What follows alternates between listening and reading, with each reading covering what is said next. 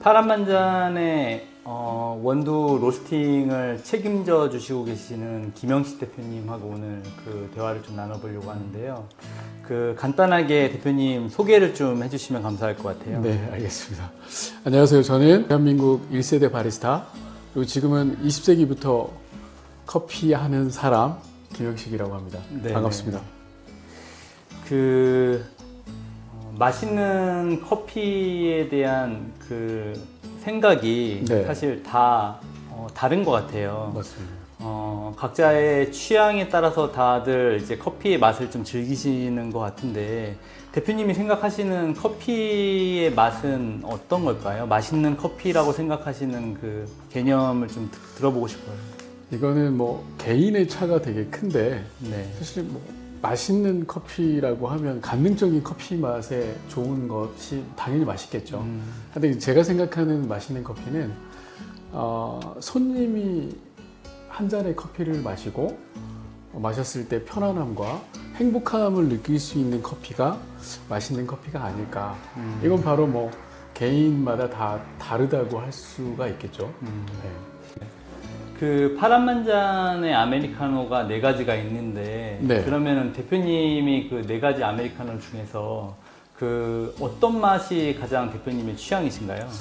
커피하는 사람이라 뭐 4가지 커피 맛을 다양하게 매일 마시고 있지만 밸런스가 좋은 커피를 좀 좋아하는 편이라서 아무래도 진한과 고소한 맛에 손이 자꾸 가는 걸 보면 그게 제 취향이 아닐까 생각합니다. 저희가 화산 아메리카노 같은 경우에는 사실 싱글로 지금 하고 있잖아요. 네. 그 스페셜티로만 하고 있는데, 네. 모든 스페셜티로만 한다고 해서 물론 또 그 저희가 원하는 그 맛을 낼 수 있는 건 또 사실 아니잖아요. 맞습니다. 그래서 이게 그 3가지 맛을 정확하게 구분할 수 있는 그 노하우가 네. 어떤 게 있을까요? 3가지 맛을 구분하는 거는 뭐 방금 전에 말씀드렸듯이 뭐 굉장히 간단하긴 하지만 실질적으로는 생두를 고르는 단계부터 어떻게 보면 좀 복잡한 단계를 거치긴 하지만 소비자들 입장에서는 단순하게 그냥 고소, 진한, 화사한 말 그대로 느껴지는 맛을 느낄 수 있으면 되는 것 같아요. 네네. 그래서 뭐 그 커피를 로스팅하는 것도 되게 중요하지만 사실은 생두를 고르는 작업부터 굉장히 좀 섬세하고 어려운 작업이 아닐까. 맞아요. 그래서 화사한 맛 같은 경우에는 특별하게 관리된 에티오피아의 예가체프 지역에 아리차라는 농장을 직접 개발을 하고 네네. 또 거기에서 생두를 테스팅하고 맛을 보고 또 농부들도 직접 만나고 또 그 안에서 그 사람들이 수확한 생두를 적절하게 수확 관리를 잘 했는지도 파악을 하고 또 거기에서 맛을 보고 우리가 원하는 화사한 맛을 구현을 할 수 있는지를 거기서 일단 1차적으로 테스팅을 하는 거죠. 네네. 그리고 나서 저희가 테스팅했던 맛을 한국에 돌아와서 그 사람들이 생두를 보내줬을 때 또 달라진 점은 없는지 네. 또 유통 과정에서 변질되지는 않았는지 이런 것들을 한국에 와서 저희 트레이닝 센터에서 테스팅을 하고 저희가 원하는 맛을 화사한 맛이다 하면 그 맛을 구현하는지를 그때 가서도 괜찮으면 그때 이제 직접적으로 수입을 하는 이런 단계를 거쳐서 로스팅 단계로 넘어가는 거죠. 네네. 화사함 같은 경우는 이제 그렇고, 네. 고소함 같은 경우는 어떤 나라의 산지에서 혹시 들어온? 이 고소한 맛 계열은 보통은 개개인마다 조금 고소함이라는 의미가 조금 다르긴 한데 경험상으로 보면 뭐 브라질의 내추럴 커피라든지 네. 아니면 과테말라의 커피라든지 이런 것들에서 아몬드와 땅콩이나 견과류의 느낌들이 좀 굉장히 많이 나거든요. 그래서 그거에 초점을 맞춰서 농장을 개발하고 또 테스팅을 하고 로스팅을 해서 파란만잔의 고소한 맛을 개발을 해왔고 지금도 그렇게 테스팅을 하고 있습니다. 네. 그 진한 같은 경우에는 네. 저희가 보통 이제 일반 요즘에 이제 유행하고 있는 네. 저가 커피들이라고 하면 이제 뭐 1,500원의 양을 많이 해서 약간 쓴맛이 나는 건데, 그런 맛을 진한이라고 얘기할 수 있을까요?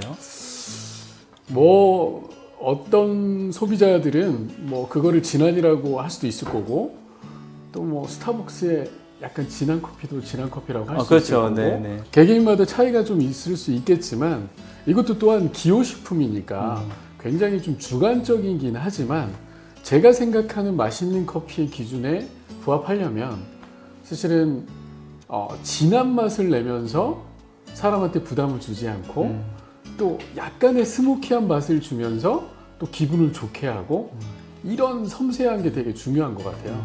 그래서 파란만잔에서의 진한 커피는 진한데 스모키하고 대신에 사람을 기분 좋게 하고 또 마시고 나서 어떤 다른 이질감이 드는 맛이 안 느껴지는 진함 이런 게 좋은 진함이 아닐까 저는 그렇게 생각을 하고 있습니다. 맞아요. 저도 처음에 진한 아메리카노를 이제 어떤 맛이다라는 걸 요청을 드릴 때 가장 중요하게 생각했던 게 마지막에 다 먹고 난 다음에 그 텁텁한 맛이라든가 이런 게 없이 좀 물 마신 다음에 청량함이라고 할까?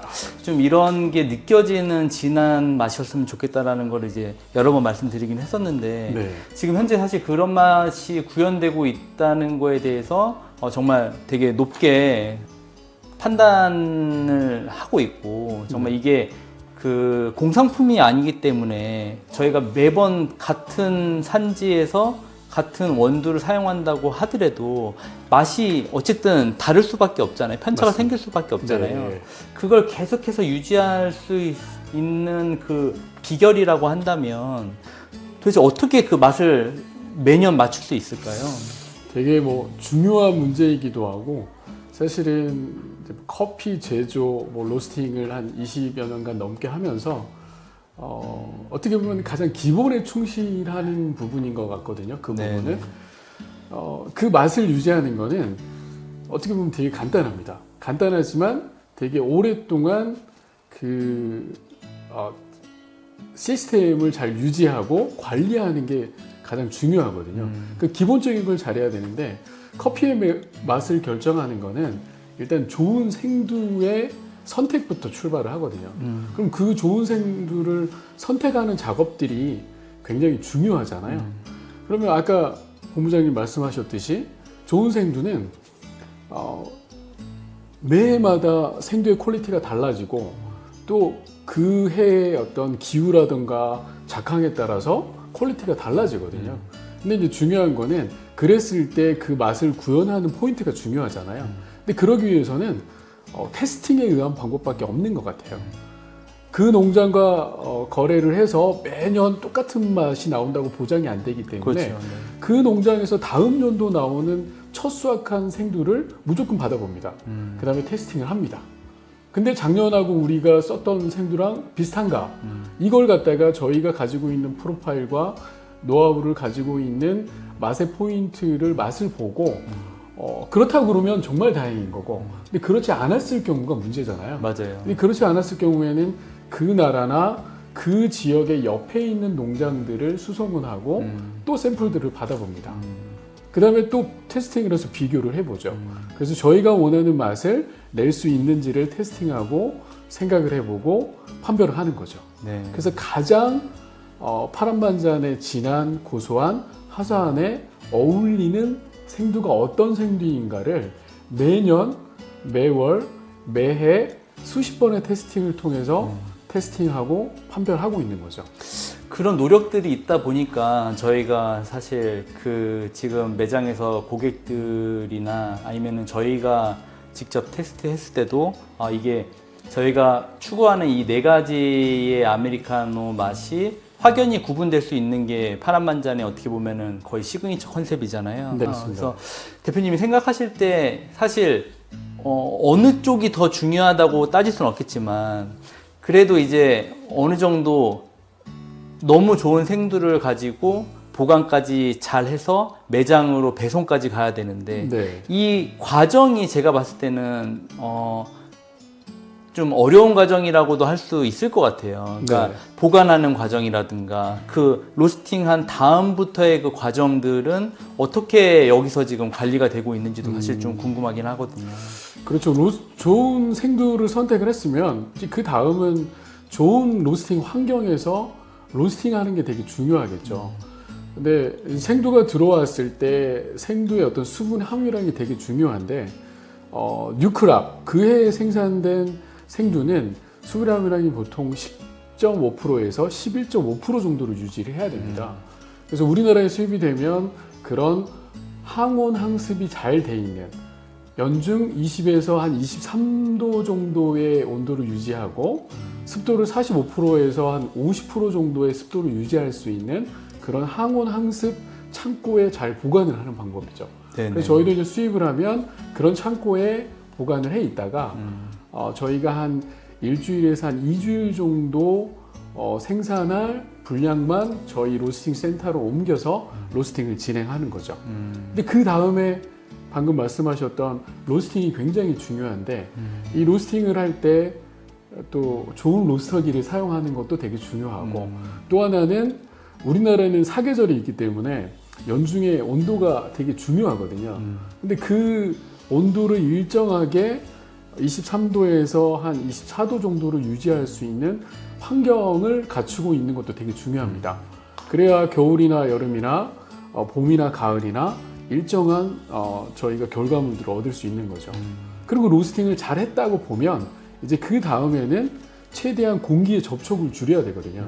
그래서 주문이 들어오면 거의 매일 생산을 하기 때문에 당일 생산해서 거의 당일 포장을 하고 또 우리나라가 유통 구조가 되게 좋지 않습니까? 네네. 그래서 실질적으로는 커피가 바로 볶아서 바로 먹는 것보다는 사실은 숙성이라는 기간을 거치는데 네. 그 숙성 기간 안에 이 모든 파란만잔 가맹점에 다 도착을 하게 하고 네네. 또 파란만잔 가맹점에 잘 도착을 했을 때 파란만잔 가맹점주님들은 또 아마 되게 체계적인 교육을 받는 걸로 알고 있어요. 네네. 이것도 되게 중요하거든요. 추출 시스템. 네네. 그러니까 커피가 생두가 수입이 되고 로스팅을 거쳐서 온전하게 좋은 온도 상태로 매장에 갔을 때 매장의 점주님들이 어떤 추출 시스템 하에서 이걸 체계적으로 교육을 잘 받고 추출 관리를 하느냐가 되게 중요한 것 같습니다. 근데 그것까지 잘 할 수 있는 시스템을 갖춰져 있는 게 파란만잔 팀이 아닌가 생각을 합니다. 네. 그래서 커피 맛이 되게 일정하게 잘 유지가 되지 않을까라는 항상 생각을 해보고 있습니다. 정말 쉽진 않네요. 네, 어렵습니다. 어렵지만 그걸 또 가능하게 해야 되고 그래야지만이 한 잔의 맛있는 커피가 손님들한테 온전히 전달이 돼서 정말 손님들이 마시기에는 한 잔의 커피 같지만 사실 이런 다양하고 복잡하고 섬세한 과정들을 온전하게 100% 거치고 잘 관리가 됐을 때 맛있는 한 잔의 커피가 탄생하지 않을까 이런 생각을 해봅니다.